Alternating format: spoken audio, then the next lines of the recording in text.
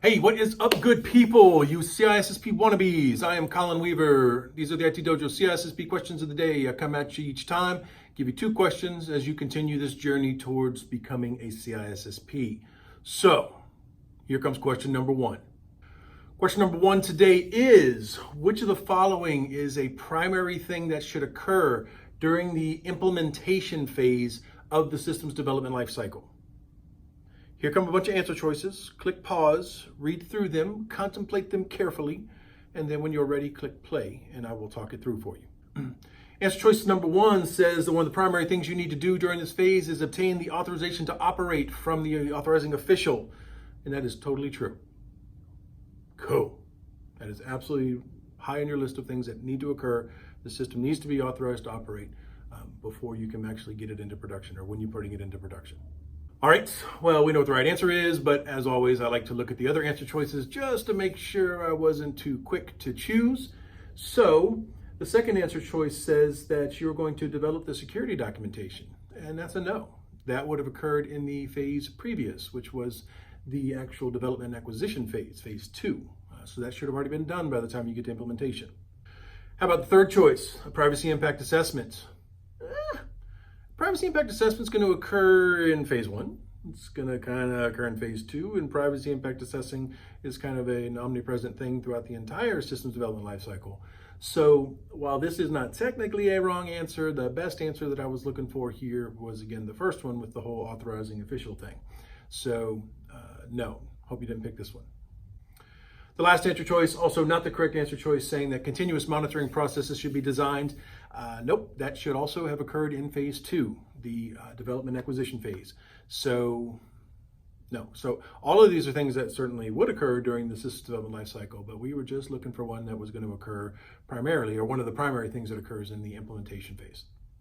All right, let's move on to question number 2. And from this question, I'm sticking with the systems development lifecycle. What I would like to know from you is, given the list that I'm about to show you, which of them does not occur during the disposal phase of the SDLC? There's your choices. Think them over. Click pause if you need to. When you're ready, click play, and I shall talk you through. All right, how about the first choice, media sanitization? No, that is totally going to occur during the disposal phase. What kind of sanitization are you going to do? Are you going to crush, kill, destroy? You're going to melt it, you're going to pulp it, you're going to grind it, you're going to incinerate it, whatever, or you're going to go in and crypto erase it, or what?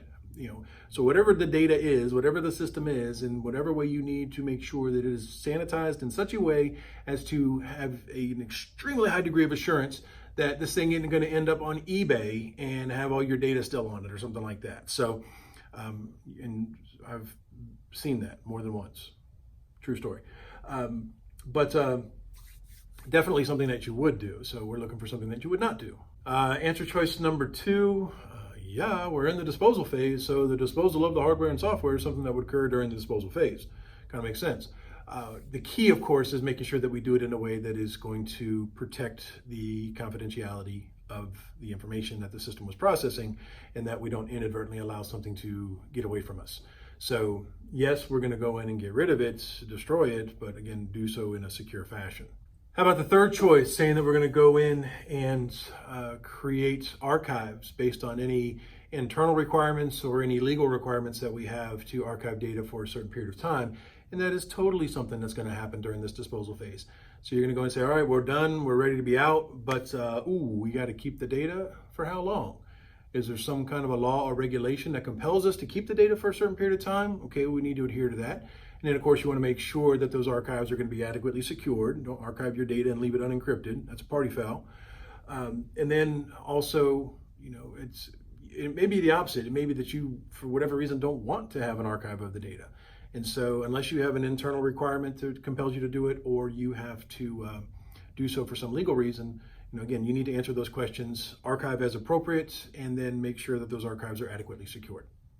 Well, since the first 3 were things that we did want to do, we were looking for something that we don't do, and that is what the last answer choice is, to say that you're going to go in and document the security architecture. That is something that would have happened actually back in phase 2, the development and acquisition phase of the systems development lifecycle. So not in the disposal phase. That would be the horrible time to try and go and do that. It would be a waste of time too. So no. Just like that, 2 more questions done. Thank you for being here. You're probably not watching anymore because you clicked away after I stopped talking with question number 2. So I'll just talk for a couple more seconds and see if anybody's actually out there. But anyway, see ya, bye. And I will be back next time with 2 more questions.